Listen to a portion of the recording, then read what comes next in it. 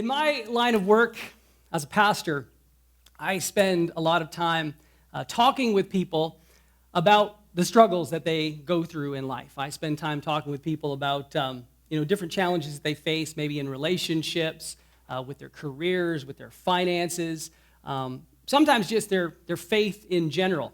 And while not everyone shares the same theme, or at least not everyone shares the same perspective in all areas, there is often sort of this thread that runs through a lot of the discussions that I have with a lot of people who struggle with stuff in life. And often they will ask the question, why is God allowing me to go through this? Why is God doing this to me? In fact, a lot of times they'll shake their fist at God and say, you know what, I'm mad at you, God. And I don't blame people for that. I get mad at God myself. You might find that as a little bit of surprise. In fact, about a week and a half ago, God and I had a real good shouting match in my bedroom, and I shouted at him and told him I was really ticked off about a few things, and I didn't like the way that he was handling them. I call it a shouting match. I shouted. God was silent, deafeningly silent. It was thunderously silent. But one of the things that I've learned over the years in my own faith walk, my own faith life, as well as walking alongside others in their own faith journey, is that all of us will go through difficult times in our lives. And a lot of times we'll look at the stuff that we go through and we ask the question, why God is throwing us this curveball.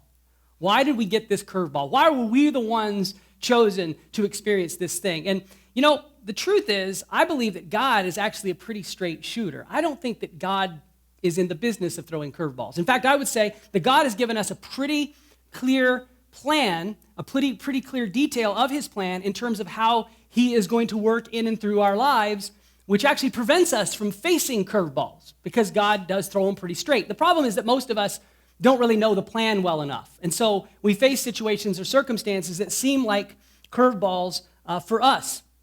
If I had to call it as I really see it, I would say that more often than not, the one throwing the curveball is us. We're the ones that don't really know God's plan well enough, or we decide not to follow God's plan closely enough, and we have a tendency to be the ones that throw curveballs at God. Now, as we just saw in that clip there, Jesus has no problem hitting the curveball.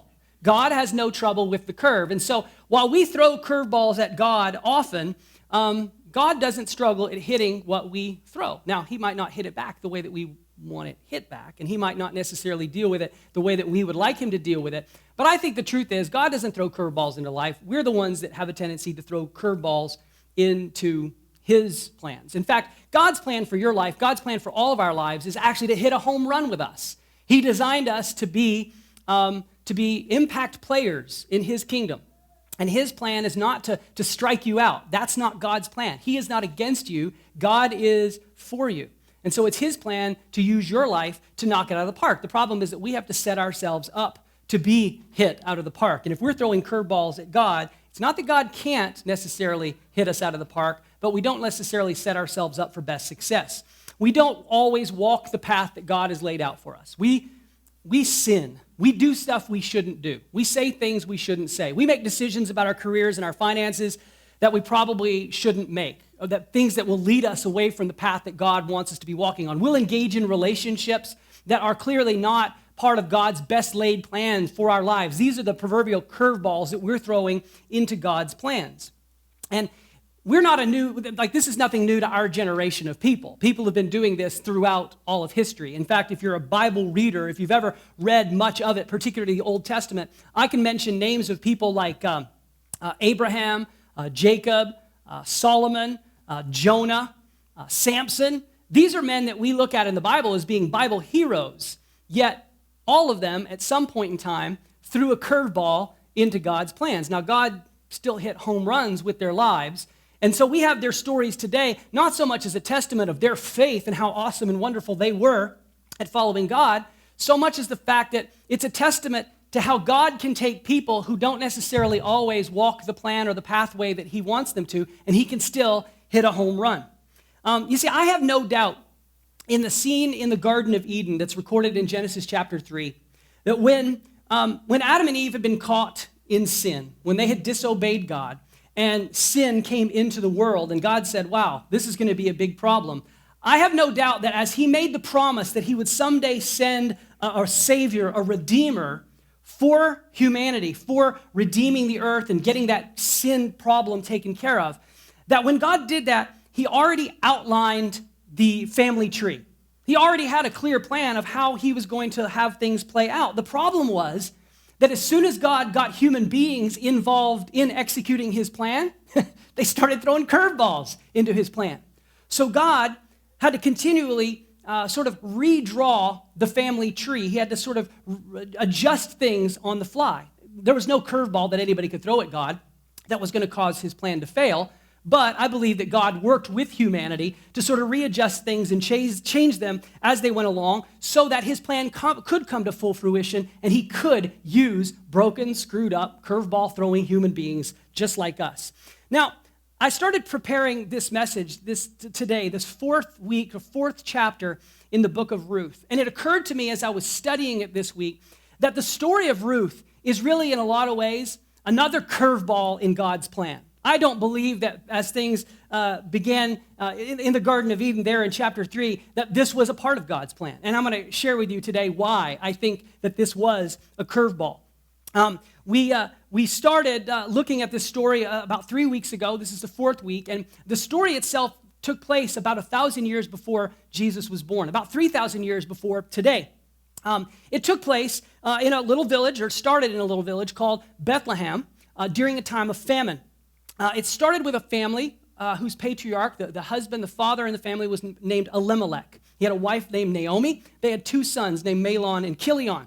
And during this famine, Elimelech moved his family 80 kilometers away from Bethlehem to a place called Moab. Now, Elimelech's family were Hebrew people. They were Jews that followed God, Yahweh, the one creator God. But the place that they moved, this place called Moab, was filled with people who were not worshipers of God. In fact, they were worshipers of a satanic god called Chemosh. And these people, the Moabites, where they chose to live, had a very sordid, very antagonistic relationship with the Israelites, with the Hebrew people. Now, what's unfortunate for Elimelech is that by means of this move, when he basically decided to move his family from the land of his people to this place called Moab, I think that Elimelech threw God a curveball there. And unfortunately for Elimelech, I think that he missed out on being used in God's greater plan. I think that that God had a plan for him, but because of his lack of trust, his lack of confidence in God to provide for him during that famine, that he missed out on some things that God might have been doing through him and through his family. Elimelech died in Moab, and that was the end of his story. And then his two sons, Mahlon and Chilion, they married Moabite wives, and they too died in the land of Moab. And so all we have left is this little trio of widows, Naomi, Elimelech's wife, and Ruth and Orpah, who were the widows of the two sons. Now, with Naomi's blessing, Orpah, one of the daughters-in-law, returned home to live with her family, to try to start her life over. They were basically, as widows, they were basically homeless, poverty-stricken. They were at the bottom rung of the social ladder in their culture that day. And so Orpah returned home to try to start her life over with her family. But Ruth, the other daughter-in-law, she made a vow to stay with Naomi. In fact, her vow was to cling to Naomi till death. She said, I will go where you go. I will live where you live. Your people will be my people, and your God will be my God. This was a huge commitment for Ruth to make with Naomi. So the two of them moved to Bethlehem, which was a homecoming for Naomi, but it was a whole new life, a whole new cultural experience for Ruth. Shortly after they arrived there, Ruth began gleaning in the local fields to provide for herself and for her mother-in-law. And in so doing, she met a local, rather prosperous man named Boaz, who was the field owner where she was gleaning. Now, she didn't know at the time that God was working behind the scenes, and it just so happened that this man, Boaz, that she met was a distant relative of her deceased father-in-law. And their meeting, the meeting of Ruth and Boaz, began to set the tables for a new life for both Ruth and Naomi. We've called that a redemption, a chance to start over, to go back to the beginning, to be bought back and have worth and have value. This man was a blood relative, and also the fact that he was single and financially solid made this a very interesting connection. Because under the law, he was in a position to be able to provide for Ruth and Naomi in ways that no one else could probably provide for them. He was known as what we call a goel, or a kinsman redeemer. And so we saw last week in chapter 3, upon realizing that Boaz had this potential of redeeming the lives of Ruth and Naomi, Ruth went to him and proposed marriage. She basically said, I want to marry you. I want you to fix my life and fix my problem because you can. And we saw that Boaz wanted to, but there was a little problem. The little problem was that there was another man in the family who was a closer blood relative who had the right of first refusal. He was the one that really had the prime opportunity to redeem Ruth and Naomi, to marry Ruth and take her as his wife. And so as we closed the chapter last week, we saw that Boaz made a promise to Ruth that he would go and meet this other potential redeemer, and he would get things sorted out. And so in the early morning hours, as we turn to chapter 4, it's not even light enough for two people to be able to recognize one another because it's still so dim. Ruth returns home to Naomi and tells her that her proposal of marriage didn't work out, but Boaz was going to try to work things out. And Boaz left the threshing floor where he was working, and he made a beeline for the city gate. Now, the city gate was a place of great significance during these days in this particular culture. It was obviously the place where people would come and go as they entered the city, but it was also the place where major business deals were done and any type of court or judicial hearing might be heard. And so Boaz goes to the city gate for two reasons. One, he's going to try to meet this kinsman redeemer, and secondly, he's got a business transaction that needs to take place here. And this business transaction is actually based on a very specific law that we read about in the Old Testament. And before we step into the courtroom and read what happens at the beginning of chapter 4, what I want to do is I want to flip back to where this law is documented in the Old Testament book of Deuteronomy. And I want us to get our heads around the law so that we understand exactly what is taking place in this scene. This is actually the text of Deuteronomy chapter 25, beginning at verse 5. If brothers dwell together and one of them dies and has no son, the wife of the dead man shall not be married outside the family to a stranger. Her husband's brother shall go into her and take her as his wife and perform the duty of a husband's brother to her. The first son she bears to him will be considered the son of the dead brother, so that his name will not be forgotten in Israel. So let's just make sure that we understand what this is saying, okay? Two people get married. The husband dies before they have any children. The widow is not to marry anyone outside the family. She's actually to marry the brother or closest relative of her deceased husband. And when they have children, the children, or at least the firstborn son, would not carry the name of the biological father, but would carry the name of the deceased husband, okay? And it would essentially be as if he was that man's son. Now, this is really important. There are a few things that are presupposed in this law. The first is that one of the two brothers is not married. Okay, let's make sure that we understand this is not propagating polygamy here. Because if two brothers are living together, there's an insinuation that one of them is unmarried. Two married men wouldn't be sharing the same residence. They would each have their own home. The other thing that we need to realize here is the purpose of this, okay? Because it's a weird law. Like if you're a little brother and your older brother gets married, you're going to be looking for a wife real quick, right? Because this is the worst possible thing that can happen to a little brother, is to have to marry your brother's widow, right? So the reason that this is such an important thing is that a person's name is carried on through their bloodline, and the name meant everything in this culture. Everything was tied or pinned to your name. Your legal status as a citizen was pinned to your name. Your rights of property, whether it was your land that you owned or your livestock, whatever it was, everything was pinned to your name. There was even a belief in this culture, while it's not a biblical belief, but it was one that culturally made this much more significant, was that if your name died out, then in essence, you in eternity also died out. That if your bloodline ceased to exist, that there was no place for you in heaven, that you just ceased to exist. This was a common belief. Although it's not a biblical principle, it is something that people believe. So this principle of what they call the levirate marriage is really, really important. Now let's look at the second half of this passage here. It says, this is where it gets real weird, okay? If it wasn't weird enough, it's going to get more weird. But if a man refuses to marry his brother's widow, she must go to the town gate. Remember, the gate is where all legal transactions take place. And say to the elders assembled there, my husband's brother refuses to preserve his brother's name in Israel. He refuses to fulfill the duties of a brother-in-law by marrying me. The elders of the town will then summon him and talk with him. If he still refuses and says, I don't want to marry her, the widow must walk over to him in the presence of the elders, pull his sandal from his foot, and spit in his face. Then she must declare, this is what happens to a man who refuses to provide his brother with children. Ever afterward in Israel, his family will be referred to as the family of the man whose sandal was pulled off. Okay?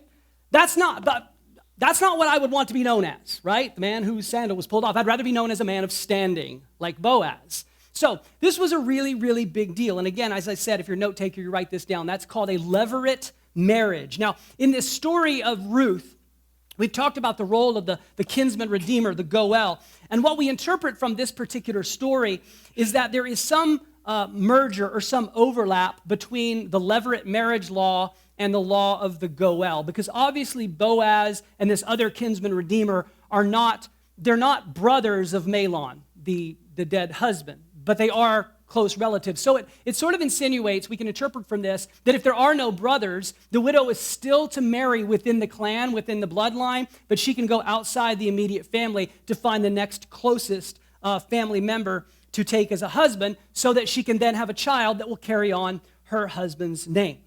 So, with that as our basis of the law, let's go ahead and take a look at what happens when Boaz gets to the city gate and begins to present his case. Ruth chapter 4, beginning at verse 1. Boaz went to the town gate and took a seat there. Just then the family redeemer he had mentioned came by. So Boaz called out to him, come over here and sit down, friend. I want to talk to you. So they sat down together. Then Boaz called 10 leaders from the town and asked them to sit as witnesses. Boaz said to the family redeemer, you know Naomi, who came back from Moab. She is selling the land that belonged to our relative Elimelech. I thought I should speak to you about it so that you can redeem it if you wish. If you want the land, then buy it here in the presence of these witnesses. But if you don't want it, let me know right away, because I am next in line to redeem it after you. The man replied, all right, I'll redeem it. Now, if you've been with us for the last few weeks, there's probably a few things that sort of stick out to you. First of which is, this is the first time we've ever heard any mention of land, right? This has not come up anywhere in the story up to this point. The other things that you might note is that we've already established that women did not have the right to own property. So we scratch our heads and we ask ourselves the questions, well, if women can't own property, why does Boaz say that Naomi is trying to sell this property? The other thing that you might ask is, well, if Naomi and Ruth had this property, why were they living in poverty? Why weren't they living off this land? Now, there's a lot of debate between people much smarter than I am about how to actually interpret this text from the original Hebrew. Here's where I think the best position to land is, and that is that when Naomi's husband Elimelech moved the family to Moab, I believe he must have sold the property. And what Naomi is doing here is she's actually calling on her kinsman redeemer to redeem this land or to buy it back. Remember, one of the things that we said last week was that the Goel, or the kinsman redeemer, could buy back land that had been tragically or unwittingly lost. Okay, that was one of the rights that a kinsman redeemer had. So if land or property was unwittingly or tragically lost, then that was what he could demand to buy back. And so what I believe that Naomi is doing here is she's taking the standpoint that when Elimelech sold their property, he was basically doing it unwittingly. He was basically saying, the famine has forced my hand, so I'm going to sell my land. And so now Naomi is coming back and saying, this was unwittingly lost land, and so it technically still should belong to our family. And since it should belong to our family in our clan, then a kinsman redeemer has the right to buy it. But here's another curveball in the story. Last week we were sure that Boaz was going to get a chance to do all this, right? And what does this guy say when Boaz says, you can redeem it or you can let me do it? He says, well, I'll do it. I'll redeem it. And I wonder if that's what Boaz was expecting. I actually think it was. And I think that he actually had some real smarts going on here when he made his case. A good lawyer, like any good lawyer would. Lynn-Ann, our friend Lynn-Ann, came up to me after the service last week and she said, you know what I think? I think that when Ruth went and proposed to Boaz, he had already been thinking about getting married because he already had the family tree outlined, right? He already knew that there was another redeemer that was a closer blood relative. I think that she was right. I think that Boaz had already planned it out. In fact, I think that Boaz was 2 steps ahead of Ruth. I think he was 2 steps ahead of this particular kinsman redeemer that he's making this pitch to. Because listen to what happens next. Then Boaz told him, after he agrees to buy the land, of course, your purchase of the land from Naomi also requires that you marry Ruth, the Moabite widow. That way she can have children who will carry on her husband's name and keep the land in the family. Then I can't redeem it, the family redeemer replied, because this might endanger my own estate. You redeem the land, I cannot do it. Good. That's what we're hoping for anyway. We want the guy to get the girl. Okay? Now, you might imagine Boaz is doing a little moonwalk, little fist pump. This has gone just as he planned it. Now, we're not 100% sure what made this man backtrack on his original agreement. Could have been a variety of different things. It could have been the fact that Ruth was a Moabite. Let's just face it. A Hebrew man marrying a Moabite woman was not something that was looked upon as a culturally smart thing to do. Moabites, according to the law, were not allowed to enter the temple of God to the 10th generation. So you're going to be thinking, this kinsman redeemer is thinking, well, if I marry this Moabite woman, then that basically means that my family is excluded from temple worship. Like, that's what that essentially means. Could have been because she was a Moabite. It could have been the fact that he was concerned about what was going to happen with the rest of his estate. It's one thing for him to redeem this property that had belonged to Elimelech and Mahlon, the father and the grandfather of who their son would be. But what happens if they never had any other children? What would happen to the rest of his estate? Well, it would all go to Mahlon's son, essentially meaning that this kinsman redeemer's name would cease to exist. That if he didn't have any other heirs besides that one, then there would be no one else to receive his property except for this child or these children that belonged to Mahlon according to the law. Or, third thing could simply be the fact that at this point, people are probably suspecting that Ruth is barren. Remember, she was married to Mahlon for 10 years. And that marriage did not produce any children. And so the natural assumption here would probably be that she was barren and could not provide any children. And if that's the case, same consequences. This man says, I can't do it. It'll ruin my estate. It'll ruin my estate because if we, by some strange chance, don't have any children, then nobody gets my land. Then I don't have any heirs to pass it down to.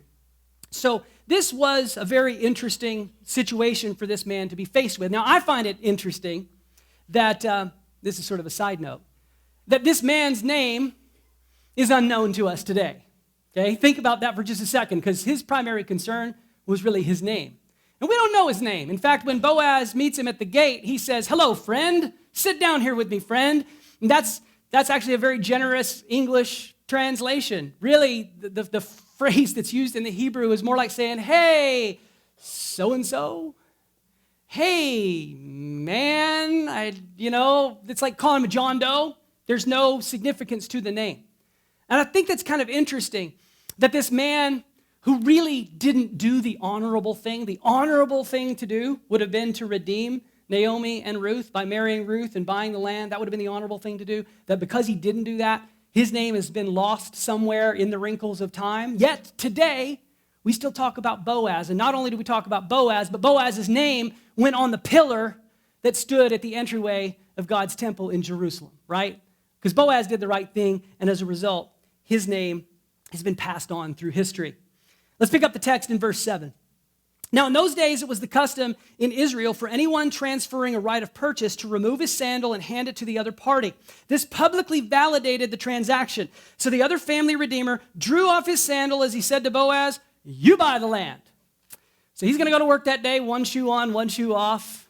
Going to go home that night, one shoe on, one shoe off. Okay, it's an odd custom, but I think that it makes sense when you think about where it comes from. The foot or the shoe sort of represented possession. If I put my foot on this land, I'm staking claim to this land, I own this land. We actually might be able to trace this all the way back to the first chapter of Joshua when God was allowing the Israelites, the Hebrews, to enter the land of Israel, the promised land for them. And God said to Joshua in chapter 1, verse 3, every place that the sole of your foot will tread upon, I have given to you, just as I promised to Moses. So he says, wherever you put your shoe, wherever you put your foot, that's the land that you own. And so I think that's probably where this tradition of the shoe thing came from.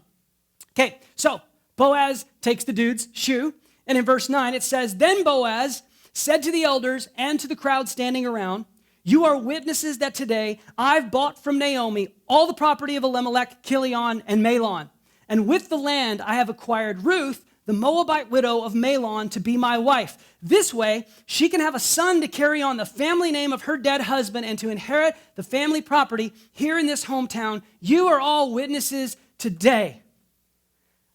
I love that this is not about Boaz, but Boaz's main concern is Ruth. This is going to be about Ruth having a son who will carry Mahlon's name, and Ruth and that son will inherit all this property. It's not about Boaz. Again, awesome man of character, man of standing. The text says, then the elders and all the people standing in the gate replied, we are witnesses. May the Lord make this woman who was coming into your home like Rachel and Leah, from whom all the nation of Israel descended. May you prosper in Ephrathah and be famous in Bethlehem. And may the Lord give you descendants by this young woman who will be like those of our ancestors, Perez, the son of Tamar, and Judah. Now, picture this, right? You're at the city gate. It's rush hour, and there's a trial going on. Everybody, all the passersby, have stopped to come and watch. And of course, it's only a village of maybe 300, 400 people max. So everybody knows Boaz. Everybody knows this other redeemer. They're like, something's going on here. I wonder if this is about Ruth, right? You know they all got to be whispering and talking, and then they see what happens. And then what they say, how they respond when Boaz calls them as witnesses, again, to me, just testifies so much about this guy, a guy that we can all look up to, men that we men can look up to. Because what do? They pray a blessing on Boaz. They're pumped for the man. They're pumped for him.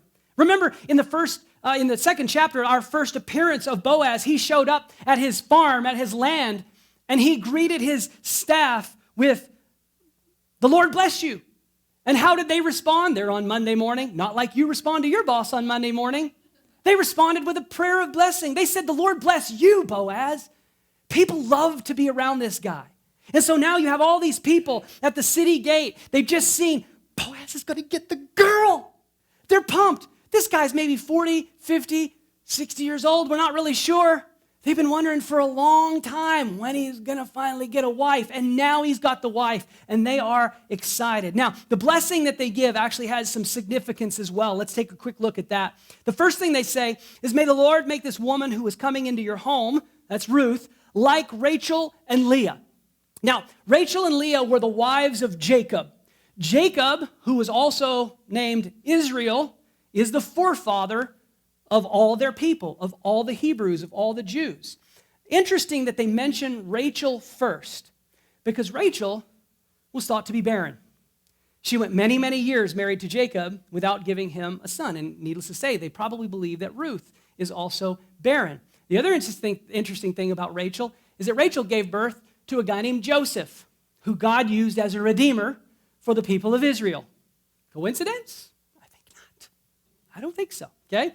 The other thing they say is, may the Lord give you descendants by this young woman who will be like those of our ancestor Perez, the son of Tamar and Judah. This is an interesting one too. The majority of the people in Bethlehem would have been in the tribe of Judah, meaning that they would have been direct descendants from Judah. The story of Judah and Tamar, which is recorded in Genesis chapter 38, is another weird story in the Bible, another one of those that makes you go, why did God do that? It's another curveball. We're going to talk about it a little bit more in just a few minutes, but in essence, Tamar was another widow who has a child with someone who was not her husband, who carries on her husband's name. Okay, let's continue reading in verse 13. So Boaz took Ruth into his home, and she became his wife. When he slept with her, the Lord enabled her to become pregnant, and she gave birth to a son. Then the women of the town said to Naomi, "Praise the Lord who has now provided a redeemer for your family. May this child be famous in Israel. May he restore your youth and care for you in your old age. For he is the son of your daughter-in-law who loves you and has been better to you than 7 sons." Pause there for just a second. A woman who had 7 sons was considered to be the most blessed woman alive. 7 is the number of perfection. It's the number that represents God. And 7 sons to any woman made her like the ultimate mom. And they're saying, your daughter Ruth, your daughter-in-law Ruth, is actually a bigger blessing to you than if you'd had 7 sons.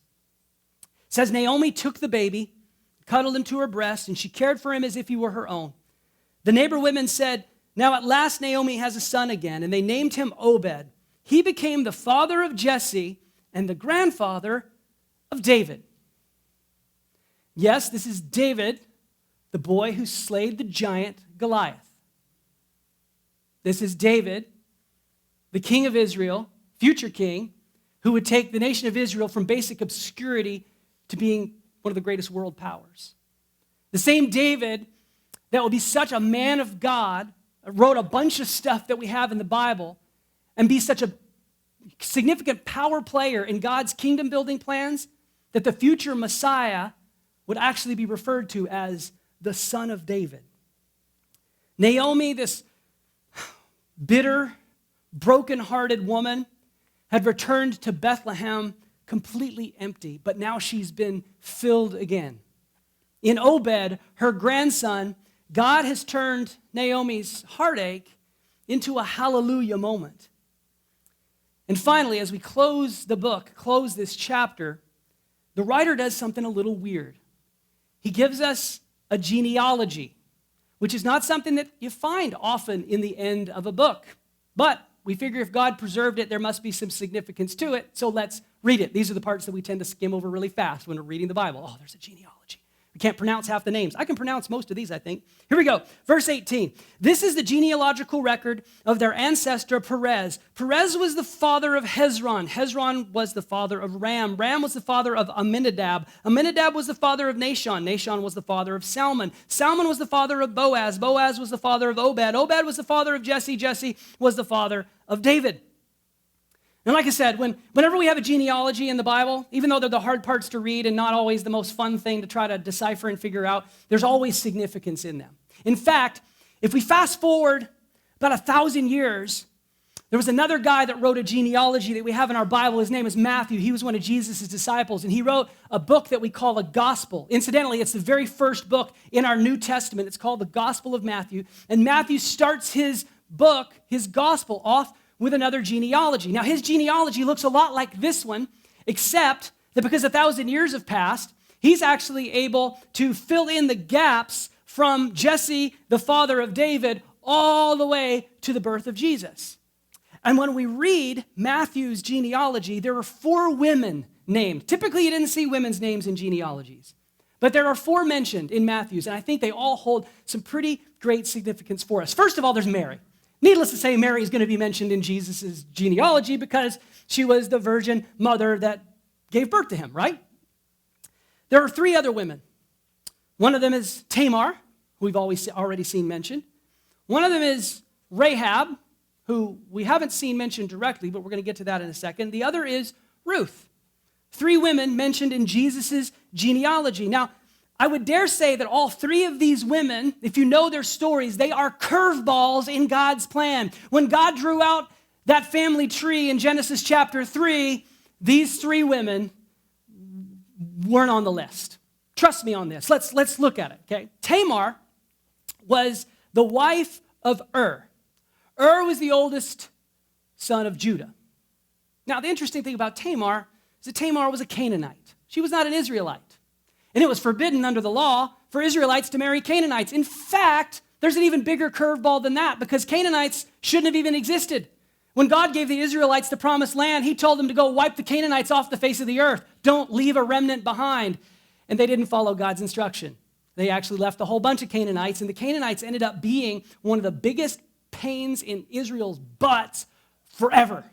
It was a terrible, terrible relationship between these two people. Yet, the son of Judah, the grandson of Jacob/Israel, goes and marries a Canaanite. Now, incidentally, died before they had any children. So Tamar went and married one of Er's brothers. And they didn't have any children. He died. It's a complicated story. You can read it sometime. But then she goes and she marries another one. We got people giggling who know the story because it's kind of raunchy, okay? It's really raunchy stuff that you wonder, whoa, it's in the Bible? Yeah, it's in the Bible, okay? So she marries a second brother. They have no children. God strikes him dead. Go read the story. It's good stuff, okay?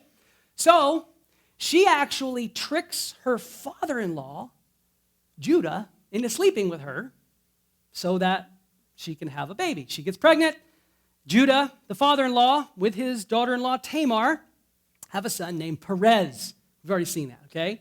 Perez is the one that they hailed as this great ancestor in the blessing that they prayed over Boaz. This was not a very promising start for the line of Judah, a curveball, we would say for sure.